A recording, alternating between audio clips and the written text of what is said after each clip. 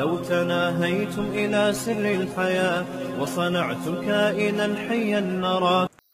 تو کیونکہ یہ غزوہ تبوک کے موقع پہ نازل ہوئی تھی، تو غزوہ تبوک وہ لڑائی تھی جو بہت ہی شدید لڑائی تھی.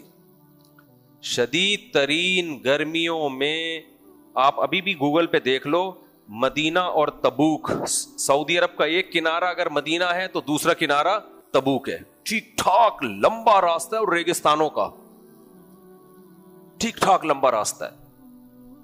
تو اس زمانے میں اونٹوں پہ انتہائی شدید گرمی میں بیٹھ کے تبوک کی طرف جانا اور رومیوں سے لڑنا یہ آسان کام نہیں تھا. تو نبی صلی اللہ علیہ وسلم، صحیح احادیث کی روشنی میں جو مضمون ہے وہ میں آپ کے سامنے پیش کر رہا ہوں کہ صحابی کہتے ہیں نبی صلی اللہ علیہ وسلم کا جب بھی جنگ کا ارادہ ہوتا آپ چھپاتے تھے، بتاتے نہیں تھے تاکہ بات پہلے سے لیک نہ ہو جائے. یہ نبی صلی اللہ علیہ وسلم کی ایک جنگی ایک پالیسی تھی. یہ میں بار بار ایسی احادیثوں پہ کیا کہتا ہوں، مسلمان آج دیسی بہت ہو گیا ہے. مسلمان کیا ہو گیا ہے؟ دیسی.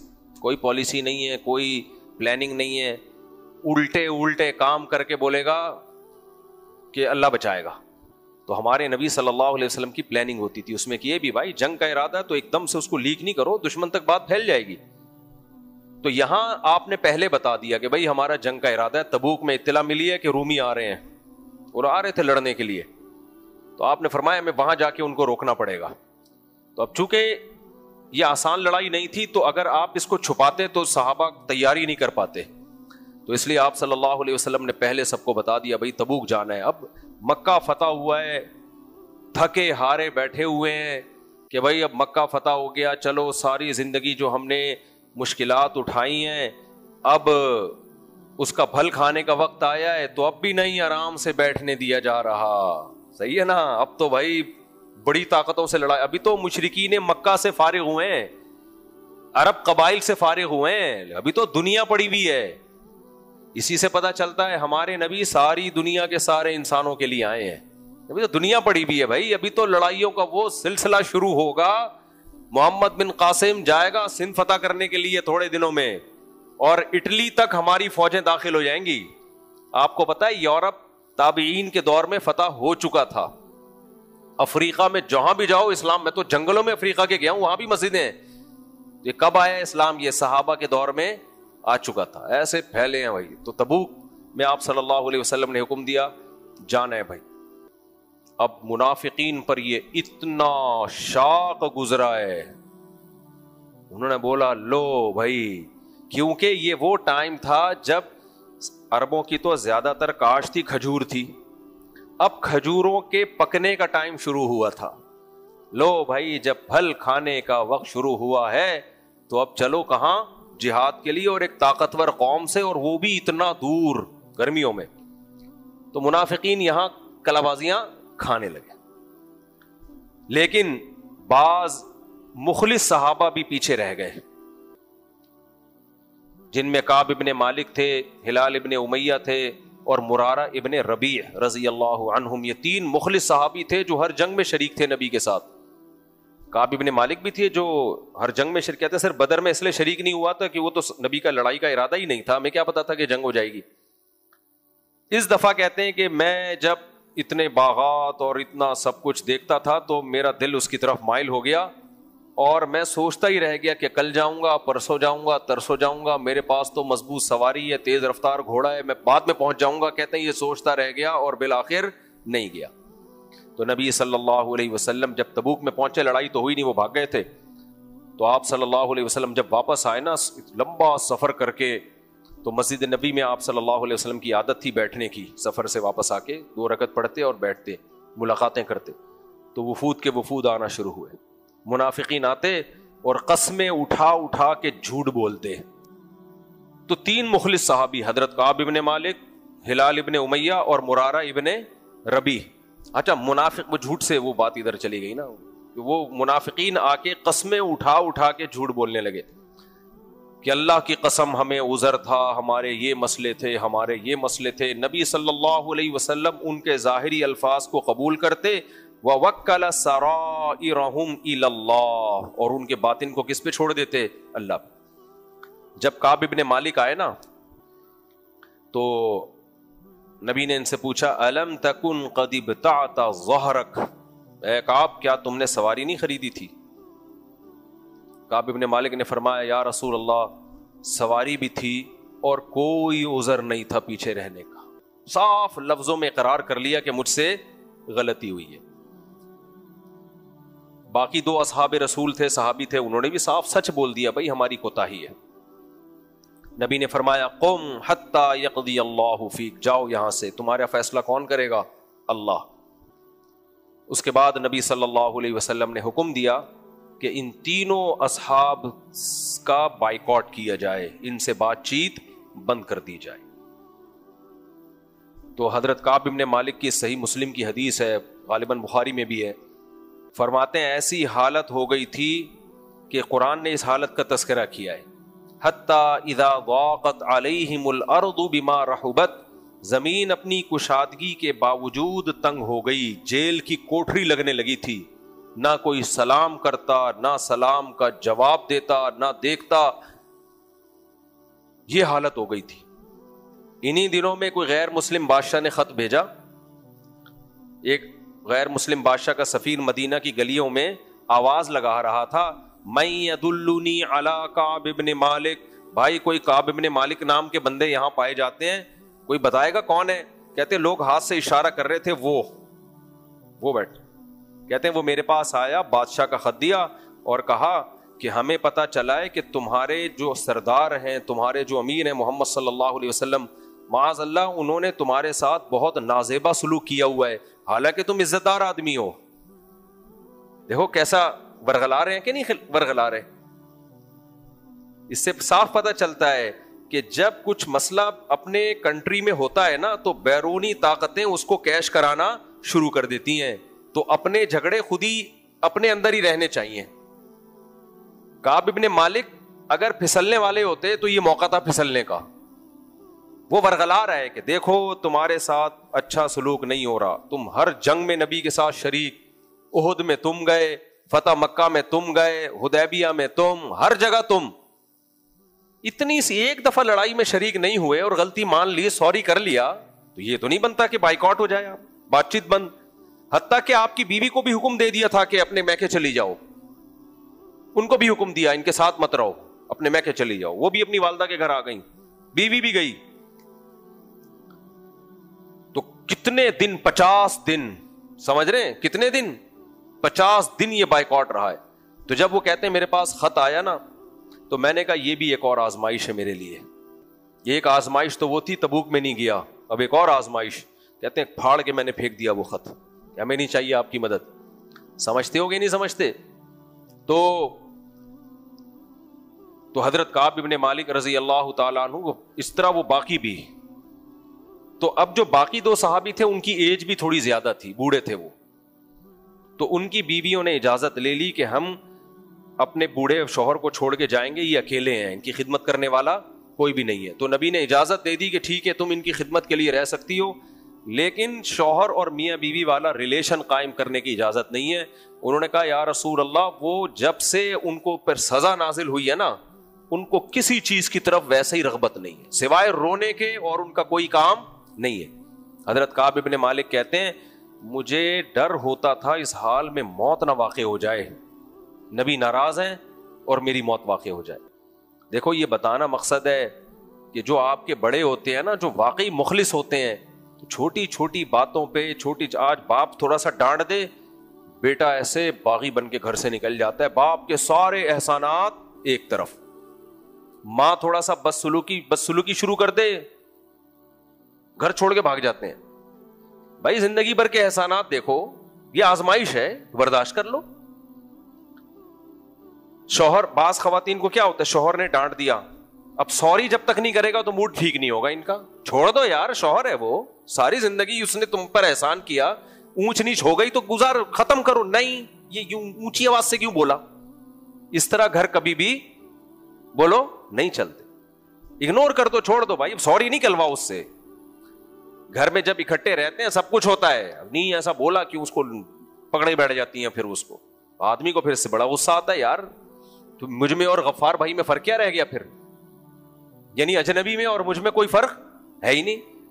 تو تھوڑا سا عورت کو شوہر کا غصہ برداشت کرنا پڑتا ہے, سمجھ رہے ہو؟ شوہر کا غصہ برداشت نہیں ہوگا تو نہیں چل سکے. مرد کو میں اللہ نے فطرتاً غصہ رکھا ہے, اور مرد کو عورت کی الٹی سیدھی باتیں تھوڑی برداشت کرنی پڑیں گی. دونوں میں ایک ایک عیب ہے. جلدی سے مثال دے کے بات ختم کرتا ہوں. دیکھو, کچھ عیب عورتوں میں ہوتے ہیں وہ بہت برے ہوتے ہیں, کچھ عیب مردوں میں ہوتے ہیں وہ بہت برے ہوتے ہیں. وہ مردوں والے عیب عورت میں ہوں گے تو شاید اتنے برے نہ ہوں, عورت والے عیب مردوں میں ہوں گے تو شاید اتنے برے نہ ہوں. مثال کے طور پر بزدل عورت بھی ہوتی ہے, مرد بھی ہوتے ہیں, لیکن زیادہ برا کون لگتا ہے؟ مرد. اسی طرح چیخنا مرد کے لیے بھی برا ہے, عورت کے لیے بھی برا, لیکن زیادہ برا کس کے لیے؟ عورت کے لیے. سمجھ رہے ہو؟ بزدل آدمی ہو اور عورت بھی ہو, آدمی چھپکلی سے ڈرے گا, عورت چھپکلی سے ڈرے گی, زیادہ ذلیل کون ہو جائے گا؟ مرد. تو مرد ہو کے چھپکلی سے ڈر رہا ہے. تو بزدلی ایک ایسی بیماری ہے جو مرد میں بھی ہوتی ہے, عورت میں بھی, لیکن مرد میں ہونا زیادہ ذلت کا سبب ہے. اسی طرح یاد رکھو, غصے کا تیز ہونا, چیخنا چلانا یہ عیب ہے, بری چیز ہے, مرد میں بھی اور عورت میں بھی, لیکن عورت میں زیادہ بری ہے. مرد بھی چیختا ہوا برا لگتا ہے, عورت بھی بری, لیکن عورت زیادہ بری لگتی ہے. مرد بھی بزدل ہونا برا لگتا ہے, عورت بھی بری, لیکن مرد زیادہ برا لگتا ہے. یہ لبرل سیکولر لوگوں نے نا عورت اور مرد کی جنس کا فرق ہی مٹا دی ہے, سب کو ایک ہی لاٹھی سے ہانکتے ہیں یہ. تو مرد کا بھی چیخنا برا, عورت کا بھی چیخنا برا, لیکن مرد کا چیخنا کم برا ہے, عورت کا چیخنا چلانا زیادہ برا ہے. بے حیا مرد بھی برے ہوتے ہیں, عورت بھی بری ہوتی ہے. زیادہ برا کون ہوتا ہے؟ عورت کا بے حیا ہونا زیادہ برا ہے. اس میں تو حیا کے سافٹ ویئر یعنی اللہ نے زیادہ انسٹال کیے ہوئے. کنجوس عورت بھی بری, کنجوس مرد بھی برا, لیکن زیادہ برا کون ہے کنجوسی میں؟ آدمی. آدمی ہو گئے چونیاں ٹھنڈیاں گن گن کے پوٹلے میں رکھ رہا ہے, یہ زیادہ لعنت بھیجنے کا دل چاہتا ہے اس کے اوپر. عورت بھی کنجوس ہے, بری ہے, لیکن اتنی بری نہیں ہے جتنا مرد پہ کنجوسی بری لگتی ہے. تو اسی طرح یہ جو مرد جو ہے نا, یہ چیخنا چلانا بہت بری چیز ہے, لیکن یہ تھوڑا سا نیچرل ہے. مردوں کا غصہ آنا, وہ چنگیز خان بن جانا تھوڑی تھوڑی دیر میں. اس میں خواتین بالکل اس کو نا وہ بالکل اپنے حساب سے کہ نہیں, جب یہ بلا وجہ غصہ آیا کیوں, منہ بنا کے بیٹھ جائیں 3 4 دن, جب تک سوری نہ کروا لیں اس کو سکون نہیں. تو آدمی پھر تھوڑے دنوں میں ڈپریشن میں جانے لگتا ہے, بولتا ہے یار ہو گیا سب سارا اتنا ہمیں نچوڑ لیا ہے تو تھوڑا سا تو بنتا ہے نا. کیا حال ہے, تھوڑا سا اگر اونچ نیچ ہو جائے تو برداشت کرو یار, اتنا ناک پہ مکھی بٹھا کے بیٹھنا, یہ چھوئی موئی والی زندگی دنیا میں کسی کی نہیں گزر سکتی.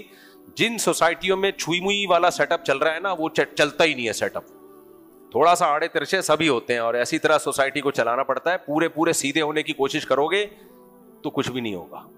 تو تھوڑے سے آڑے ترچے ہی چلا کرو, زندگی اسی طرح گزرتی ہے. تھوڑا سا وہ سیٹ اپ, تھوڑا سا ٹیڑھا میڑھا وہ ہے, تھوڑی سی ٹیڑھی میڑھی وہ ہے, ایسے مل کے زندگی کی گاڑی چلتی رہے گی. جہاں پورا بالکل کسی کمیٹی میں یا مسجد کے نمازیوں میں کوئی ایک بندہ آ جائے جو چاہتا ہو مسجد میں ہر کام پورا ٹھیک ہو, وہ بیڑا غرق کر دیتا ہے مسجد کا.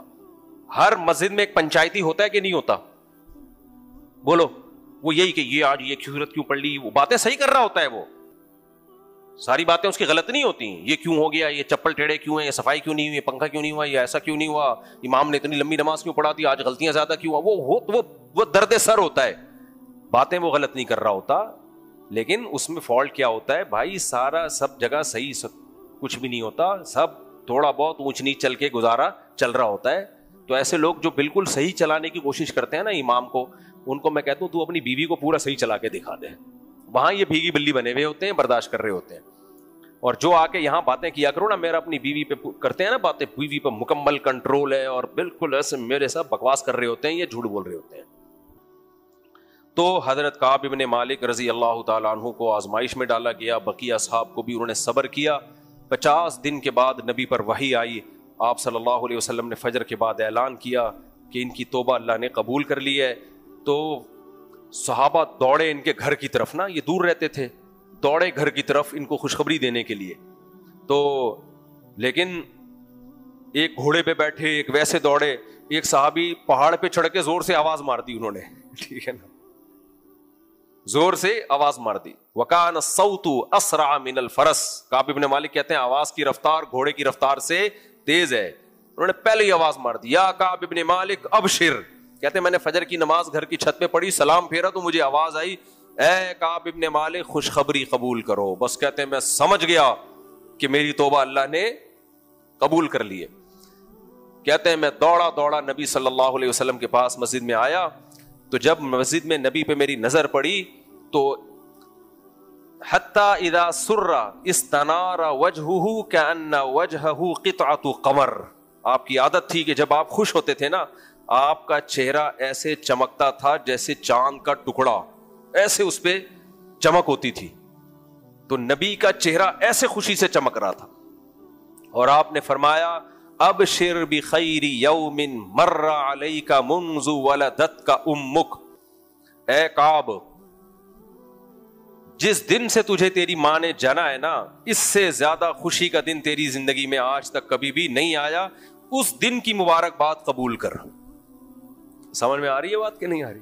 کیونکہ نبی جانتے تھے کہ کعب ابن مالک کے لیے یہ 50 دن کتنی ٹینشن میں گزرے ہیں, کیونکہ نبی ناراض ہیں, اور نبی ناراض ہونے کا مطلب کون ہے؟ اللہ ناراض ہے, اللہ ناراض ہے. جیسے ہی نبی نے یہ جملہ فرمایا نا کہ اے کعب, آج تک تیری زندگی میں اس سے خوشی کا دن نہیں آیا, اس دن کی خوشخبری قبول کر. فرماتے ہیں امن عندک امن عند اللہ. فوراً حضرت کعب نے کیا فرمایا؟ یا رسول اللہ, یہ آپ کی طرف سے ہے خوشخبری یا اللہ کی طرف سے؟ دیکھو صحابی کو اللہ کی رضا کی کتنی فکر تھی. اس سے پتہ چلتا ہے صحابہ کو جو نبی سے محبت تھی وہ اصل میں کس کا اظہار تھا؟ اللہ سے محبت کا نتیجہ تھا. اللہ سے محبت, تو اصل رضا کس کی مطلوب ہے؟ اللہ کی. کیونکہ حضرت کعب کے دل میں یہ خیال پیدا ہوا کہ ہو سکتا ہے نبی نے اپنے طور پہ معاف کر دیا ہو, اللہ کا معاملہ تو ابھی تک گویا پینڈنگ میں پڑا ہوا ہے نا. پھر تو اگر یہ اللہ کی طرف سے ہے تو پھر تو پائیدار ہے, کیونکہ خطا کس کی ہے؟ میں نے نبی کو, نبی کی نافرمانی کر کے اصل میں ناراض کس کو کیا ہے؟ اللہ کو. تو کیسا بیلنس تھا نا ان کا, نبی سے محبت بھی بے تحاشا, نبی کے نام پہ جان دے رہے ہیں, لیکن جانتے تھے کہ نبی کی حیثیت اللہ کے رسول کی حیثیت سے آپ سے محبت ہو رہی ہے. محمد بن عبداللہ کی حیثیت دوسرے درجے میں ہے, پہلی حیثیت آپ کی رسول اللہ ہے, اللہ کے پیغمبر ہیں, اللہ کے سفیر, تو پہلے اللہ ہے. اسی مضمون کو سورہ, یہ جو سورہ توبہ میں ایک اور جگہ بیان کیا ہے, وہ آیت میں پڑھ دیتا ہوں 11ویں پارے کا, پہلے وہ بھی سمجھیں. قرآن کیا کہہ رہا ہے؟ فَإِن تَرْضَوْا عَنْهُمْ يَحْلِفُونَ لَكُمْ لِتَرْضَوْا عَنْهُمْ. آیت نمبر 96 سورہ توبہ کی 11ویں پارے کا پہلا رکوع ہے. اللہ فرماتے ہیں يَحْلِفُونَ لَكُمْ لِتَرْضَوْا عَنْهُمْ. خوب سمجھیں اس مضمون کو کہ یہ لوگ قسمیں اٹھاتے ہیں تاکہ اے نبی آپ ان سے راضی ہو جائیں. قسمیں اٹھاتے ہیں کہ ہمیں یہ عذر تھا, ہمیں یہ عذر تھا, ہم اس لیے نہیں گئے, تاکہ نبی مطمئن ہو جائیں قسم سن کے, اور نبی ان سے کیا ہو جائیں؟ راضی ہو جائیں. اللہ کہتا ہے فَأَعْرِضُوا عَنْهُمْ. اچھا فَإِن تَرْضَوْا عَنْهُمْ, نبی اگر آپ ان سے راضی ہو بھی گئے, فَإِنَّ اللَّهَ لَا يَرْضَىٰ عَنِ الْقَوْمِ الْفَاسِقِينَ, اللہ ایسے فاسقوں سے راضی نہیں ہوتا. اس سے صاف پتہ چلتا ہے کہ نبی کی رضا وہ رضا مقصود ہے جو اللہ کی محبت کی وجہ سے ہو, ورنہ اللہ کیا کہہ رہے ہیں؟ اے نبی اگر آپ راضی ہو بھی گئے تو کوئی فائدہ نہیں ہے, اللہ پھر بھی راضی نہیں ہوگا. تو آپ کا وہ والا راضی ہونا معتبر ہے جو اللہ کی محبت کی وجہ سے ہو, ان کے پیش نظر اللہ کی رضا ہو. سے صاف پتہ چلتا ہے بھائی ہم پیغمبر سے محبت کس کی بیس پہ کرتے ہیں؟ اللہ کے. آپ اللہ کے رسول ہیں, آپ اللہ کے سفیر ہیں, اور یہ اسی بیس پہ محبت قیامت میں کام آئے گی. عیسائیوں نے کیا کیا اور ہمارے دور کے مشرکوں نے کیا کیا؟ نبی کو مقصود بنا دیا اور اللہ کو کیا کر دیا؟ پرے کر دیا معاذ اللہ. سمجھ رہے ہیں نا؟ اللہ کے حکامات کو عیسائیوں نے کیا کیا؟ حضرت عیسیٰ کو مقصود بنا کے اللہ کا بیٹا بنا دیا. یہ نہیں دیکھ رہے کہ اللہ اس بیٹا بنانے پہ خوش بھی ہے کہ نہیں ہے. کہہ رہے نہیں, چونکہ آپ اللہ کے محبوب ہیں تو بس ہمیں ان کو خوش کرنا ہے, عیسیٰ کو خوش کریں گے تو اللہ بھی خوش ہو جائے گا. نا نا نا نا نا نا نا. ہم عیسیٰ ابن مریم علیہ السلام سے محبت کس کی وجہ سے کرتے ہیں؟ اللہ کی. تو انسان کا پہلے اللہ سے ریلیشن قائم ہوتا ہے, پھر اس ریلیشن کی بیس پہ اللہ جس جس سے محبت کا حکم دیتا ہے ہمیں اس سے محبت ہو جاتی ہے, اور جس جس سے نفرت کا حکم دیتا ہے ہم اس سے نفرت کرنا شروع کر دیتے ہیں. اب دیکھو یہ آیت میں دوبارہ پڑھ لیتا ہوں. اللہ فرماتے ہیں یہ قسم اٹھائیں گے لترضوا عنہم, تاکہ اے نبی آپ ان سے راضی ہو جائیں, لیکن آپ ان سے راضی ہو بھی گئے تو اللہ راضی نہیں ہوگا. تو اسی وجہ سے حضرت کعب ابن مالک نے سوچا کہ نبی تو مجھ سے راضی ہو گئے ہیں, خوشخبریاں سنا رہے ہیں, تو پتہ نہیں یہ نبی نے خود معاف کیا ہے یا اللہ کی طرف سے. اگر اللہ کی طرف سے تو پھر تو ٹھیک ہے, پھر یہ پائیدار معافی ہے, اور اگر نبی کی طرف سے ہے تو ایک مسئلہ تو حل ہو گیا, لیکن دوسرا اس سے بڑا مسئلہ ابھی تک پڑا ہوا ہے, تو اس لیے میں اتنا ہی زیادہ خوش نہیں ہوں گا پھر. تو فوراً حضرت کعب ابن مالک نے فرمایا کہ یہ بخاری مسلم کی حدیث ہے جو آپ کے سامنے پیش کر رہا ہوں, کہ یا رسول اللہ امن عندک ام من عند اللہ, یہ خوشخبری آپ کی طرف سے ہے یا اللہ کی طرف سے ہے. نبی اس پہ غصے نہیں ہوئے, کیونکہ نبی جانتے تھے کہ میری تعلیمات کے عین مطابق ان کی تربیت ہو رہی ہے کہ اللہ کو کیا رکھا ہوا ہے پہلے, ورنہ نبی کہہ سکتے تھے تم میری معاذ اللہ نقل کفر توہین کر رہے ہو, میں نے اگر معاف کر دیا تو بس کافی ہے نا, میں اور اللہ کوئی معاذ اللہ الگ الگ تو نہیں ہے, میں نے معاف کر دیا تو بس کا مطلب اللہ نے بھی معاف کر دیا. یہ جواب ہونا چاہیے تھا نا بھائی, جب میں نے معاف کر دیا تو یہ پوچھنے کی کیا ضرورت ہے کہ اللہ کی طرف سے بھی معافی ہوئی ہے کہ نہیں ہوئی ہے. نا نبی نے کوئی ناراضی کا اظہار نہیں کیا, بلکہ اپریشیٹ کیا کہ بالکل صحیح سوال پوچھا ہے, یہ پوچھنا بنتا ہے اس موقع پہ, کیونکہ جب گناہ ہوتا ہے تو توبہ کس سے ہوتی ہے, اللہ سے, اور معافی کون دیتا ہے, اللہ. تبھی تو قرآن کہتا ہے وَلَوْ أَنَّهُمْ إِذْ ظَلَمُوا أَنفُسَهُمْ جَاءُوكَ, اے نبی اگر ان سے کوئی گناہ ہو جائے اور یہ آپ کے پاس آئیں, فَاسْتَغْفَرُوا اللَّهَ, پھر اللہ سے توبہ استغفار کریں, وَاسْتَغْفَرَ لَهُمُ الرَّسُولُ, رسول بھی ان کے گناہ کی اللہ سے معافی مانگیں تو پھر اللہ ان کو معاف کر دے گا. سمجھ میں آ رہی ہے بات؟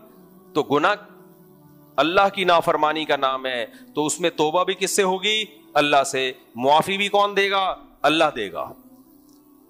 عیسائیت میں اس کے برعکس ہے, پادری سے سوری کیا جاتا ہے, پادری ہی معاف کرے گا پیسے لے کے, وہ ایسا کچھ بھی نہیں ہے اسلام میں. تو کعب ابن مالک رضی اللہ تعالیٰ عنہ نے فوراً فرمایا امن عندک ام من عند اللہ, یا رسول اللہ یہ معافی آپ کی طرف سے ہے یا اللہ کی طرف سے. نبی نے فوراً فرمایا لا بل من عند اللہ, نا بھائی اللہ کی طرف سے ہے. تو آپ ذرا بھی غصے نہیں ہوئے اس سوال پر کہ بھائی یہ کیوں سوال پوچھ رہے ہو. نا بھائی آپ جانتے تھے کہ جو میں تربیت کر رہا ہوں وہ بالکل اسی کے حساب سے میرے اصحاب کی تربیت ہو رہی ہے کہ راضی کس کو کرنا ہے, اللہ کو. تو فرمایا بل من عند اللہ. تو حضرت کعب ابن مالک کہتے ہیں میں نے عرض کیا یا رسول اللہ, اللہ نے میری توبہ قبول کی ہے, مجھ سے غلطی کیوں ہوئی, اس دولت کی وجہ سے. یہ میرے باغ تھے, طابت الثمار والظلال, جن کے لمبے لمبے سائے, مالدار صحابی تھے نا, دولت مند صحابی تھے. تو آج کا کوئی کمنٹس کرنے والا ہوتا نا, کہتے اتنی دولت رکھی بھی کیوں ہے. صحابہ کے میں بھی کچھ غریب تھے, کچھ کیا تھے, دولت مند تھے. تو انہوں نے عرض کیا یا رسول اللہ اس دولت کی وجہ سے میں جہاد سے پیچھے رہ گیا تھا, لہذا اس کا کفارہ یہ ہے کہ ساری دولت اللہ کی راہ میں صدقہ. سمجھ رہے ہو اتنا ظرف ہے. تبھی ہم یہ رافضیوں سے کہتے ہیں کہ تم صحابہ کی غلطیاں تو نکالتے ہو, صحابہ نے یہ غلطی ہوئی, یہ غلط. بھائی ان کی جو توبہ تھی وہ بڑی خاندانی توبہ ہوا کرتی تھی. غلطی ہر انسان سے ہوتی ہے, کلکم خطاؤن, حدیث میں آتا ہے سب غلطیاں کرتے ہیں. آدم علیہ السلام سے نہیں غلطی ہو گئی تھی, درخت کا پھل کھا لیا, تو کیا آدم کا مقام اللہ کی نظر میں گر گیا؟ وہ بھائی توبہ کتنی خاندانی کی تھی آدم علیہ السلام نے. تو صحابہ سے بھی غلطیاں ہوئی ہیں, لیکن ایسا نہیں ہوتا کہ وہ غلطیاں کر کے ہم سے کم ہو گئے. نا, غلطیاں اس لیے ہو گئی, بشر تھے بھائی, بشر انسان تھے. تو جب بھی کوئی سوسائٹی میں ہم رہتے ہیں سب کچھ چل رہا ہوتا ہے. ابھی میں نے بات کیا نا, گھر میں بالکل سیدھا چلانے کی کوشش کریں گے گھر ٹوٹ جائے گا. کسی مسجد کو بالکل 100% درست چلانے کی کوشش کریں گے, پنچایتی بن جائیں گے, تو وہ چلے گی نہیں مسجد کبھی بھی. تو اسی طرح کوئی اسٹیٹ بھی چلتی ہے, ریاست بھی چلتی ہے, قومیں بھی ایسے ہی چلتی ہیں. تو صحابہ بھی ایسے ہی چلے بھائی, کسی سے غلطی ہو گئی پھر وہ معذرت کر لیں گے, کچھ سے غلطی سے بچے رہیں گے, نہیں کریں گے غلطی. تو یہ سب سوسائٹی کا حصہ ہوتی ہیں چیزیں. پھر اس میں سیاسی اختلافات بھی جو صحابہ کے ہوئے وہ بھی نیچرل ہے. جب سیاست ہوتی ہے تو سیاسی اختلافات بھی کیا ہوتے ہیں بھائی, وہ انسان تھے وہ. لیکن ان سیاسی اختلافات کے باوجود بھی اسلام کا ڈنکا پوری دنیا میں انہوں نے بجا دیا تھا. پوری دنیا میں اسلام پھیلا دیا تھا. تو کیا تو حضرت کعب ابن مالک نے فرمایا سار ان خلیع من مالی صدقۃ الی اللہ ورسولہ، یا رسول اللہ اپنے مال سے دستبردار ہوتا ہوں، یہ اللہ اس کی رسول کی طرف صدقہ. اس سے پتہ چلتا ہے ہم سے کبھی گناہ ہونا تو توبہ بھی کریں، اس کی تلافی میں کچھ صدقہ بھی کریں. ایک لڑکے نے مجھے کہا مجھے ہینڈ پریکٹس کی عادت پڑی ہوئی ہے، 100 دفعہ توبہ کرتا ہوں پھر توبہ ٹوٹ جاتی. میں نے کہا جب توبہ کرنا کچھ صدقہ بھی کیا کر تو. یہ فری پھوکٹ کا جو جب یہ مہنگا ہو جائے گا پھر صحیح ہے نا، یہ کام کا تجھے پتا چلے گا کہ اس کے مجھے پیسے دینے پڑتے ہیں، تو آہستہ آہستہ سزا جب ملتی ہے تو وہ گناہ آہستہ آہستہ کم ہونا شروع ہوتا ہے. تو فحش فلموں کی عادت پڑ گئی، بھائی کچھ صدقہ کرو، توبہ بھی کرو اور اپنے آپ کو کچھ سزا بھی دو. تو حضرت کعب ابن مالک کہتے ہیں میں نے سارا مال صدقہ. آج کل کیا ہوتا ہے، آج کل کے جو جاہل پیر ہوتے ہیں، کوئی مرید آ کے کہے پھونکو والی سرکار سے یہ سارا آپ کو دیا، وہ فوراً لے کے بھاگ جائے گا. کیا خیال ہے ایسا ہی ہوتا ہے کہ نہیں ہوتا؟ جو جاہل پیر ہیں وہ کیا کرتے ہیں، ٹھیک ہے دے دو. سید الانبیاء صلی اللہ علیہ وسلم امت کے خیر خواہ تھے. آپ نے جب دیکھا کہ جب ان کا اتنا بڑا جذبہ ہے تو ہمیں بھی ان کا خیال کرنا چاہیے. فرمایا نا نا نا نا، سارا صدقہ مت کرو، اپنے لیے رکھو، اپنے بیوی بچوں کے لیے رکھو. تو کچھ مخصوص کوانٹٹی ان کو بتائی کہ یہ صدقہ کرو، باقی صدقہ نہ کرو. دوسری چیز انہوں نے کہی کہ یا رسول اللہ، اللہ نے سچ کی وجہ سے مجھے یہ مقام دیا ہے، میں بھی منافقوں کی طرح جھوٹ بول دیتا بچ جاتا تو قرآن میں میری توبہ نازل نہیں ہوتی اور یہ فضیلت مجھے نہیں ملتی. تو میں عزم کرتا ہوں آج کے بعد کبھی میں جھوٹ نہیں بولوں گا. ویسے تو صحابہ جھوٹ نہیں بولتے تھے، لیکن جتنی بڑی آزمائش بھی آ گئی نا اگر، تو بھی نہیں جھوٹ بولوں گا میں. یعنی اپنے اوپر التزام کیا. فرماتے ہیں کہ اس کے بعد مجھ پر ایسی ایسی آزمائشیں آئی ہیں نا جہاں جھوٹ بولے بغیر چارہ نہیں تھا، لیکن میں جھوٹ نہیں بولا کبھی بھی. کسی بھی صحابی سے زندگی میں کبھی بھی جھوٹ ثابت نہیں ہے، یاد رکھو. تبھی امت کا اجماعی عقیدہ ہے الصحابۃ کلہم عدول، صحابہ سارے کے سارے عادل ہیں، یہ اجماعی عقیدہ ہے. اور حدیث میں آتا ہے امت گمراہی پہ کبھی جمع نہیں ہو سکتی. تو کعب ابن مالک کا مقصد یہ تھا کہ میں جھوٹ نہیں بولوں گا، مطلب کتنی بڑی آزمائش بھی میرے اوپر آ گئی نا تو بھی سیدھی سیدھی بات کروں گا میں. ہوا و حرص والا دل بدل دے، میرا غفلت میں ڈوبا دل بدل دے.